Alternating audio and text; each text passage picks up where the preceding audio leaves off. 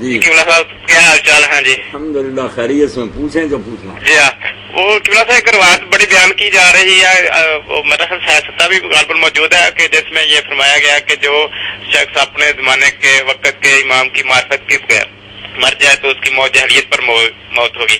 اس کے متن کے حوالے سے خاص طور پر آپ سے پوچھنا تھا جی. جو الفاظ اعجاز بھائی اس طرح نقل کیے جاتے ہیں نا کہ مرلم یارف امام زمان قد مات میتۃ جاہلی، یہ تو کسی صحیح حدیث میں نہیں آتے. جی یہ تو مشہور ہی ہے. ویسے شاہ اسماعیل شہید نے اگر منصب امامت میں لکھ لیا یا کسی اور نے تو اس سے حدیث تو نہیں بن جاتی. یہ نہیں حدیث کے الفاظ کے جس نے وقت کے امام کو نہ پہچانا وہ ہے. یہ ٹھیک ہے کہ جو مرے اس حال میں کہ اس کے گلے میں وقت کے خلیفہ کی بیعت نہ ہو، من ماتا ولیسا فی ان کی بیعت، جو مرے اور اس کی گردن میں بیعت نہ ہو جاہلیت کی موت مرتا. جی اب جب خلیفہ ہوگا صحیح اور امت نے چنا ہوا ہو، اس وقت اگر کوئی شخص بغاوت کی حالت میں مرے گا تو پھر جاہلیت کی موت. تو ابھی کیا صورتحال پھر؟ ابھی کوئی نہیں، نہ کوئی امام ہے خلیفہ نہ کسی کی بیعت ہے. کوشش ہونی چاہیے مسلمانوں کی صحیح اسلامی حکومت آ جائے اور خلیفہ تو مسلمین ہو اور سارے لوگ اس پر متفق ہوں. نہیں، وہ تو اگر آ جائیں گے تو وہ ایک مقامی ہوگی، وہ تو مقامی پھر ہوگی نا، یا کسی بھی جگہ ہوگا، وہ تو ایک مقامی مسئلہ ہوگا. دوسرے ملکوں کے حوالے سے پھر کیا صورت بن گئی؟ نہیں ہونا تو سارے مسلمانوں کا ایک ہی خلیفہ چاہیے نا پوری دنیا میں، مگر بدقسمتی ہے کہ اب ٹکڑے ٹکڑے ہو گئے، صدیوں سے ہو چکے ہیں.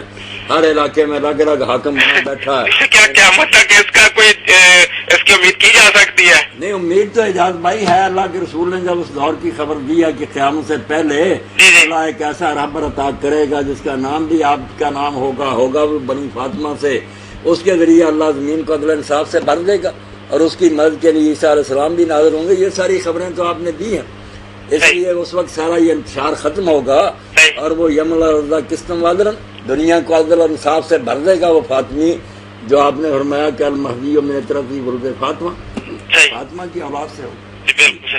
اچھا، دوسری ایک اور روایت جو غالباً بخاری شریف میں حضرت عمران بن حطان سے مروی ہے کہ اور ابو درداء سے بھی غالباً دونوں روایت راوی ہیں اس کے کہ انہوں نے ایک دفعہ علی کے پیچھے نماز پڑھی تو بعد میں انہوں نے کہا کہ یہ نماز ہم کو رسول پاک کی نماز والی یاد انہوں نے دلا دی ہے. تو اس کے حوالے سے ذرا پوچھنا تھا جی.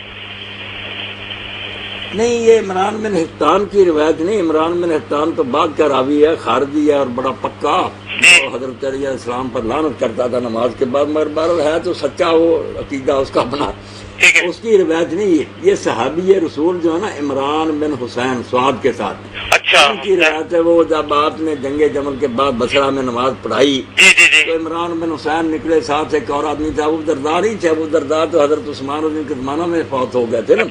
تو اس نے پھر کہا حضرت عمران نے اپنے ساتھی سے کہ اس شخص نے آج ہمیں وہ نماز پڑھائی ہے جس کو ہم بھول گئے تھے یا اس کو چھوڑ دیا تھا، جو اللہ کے رسول کی نماز.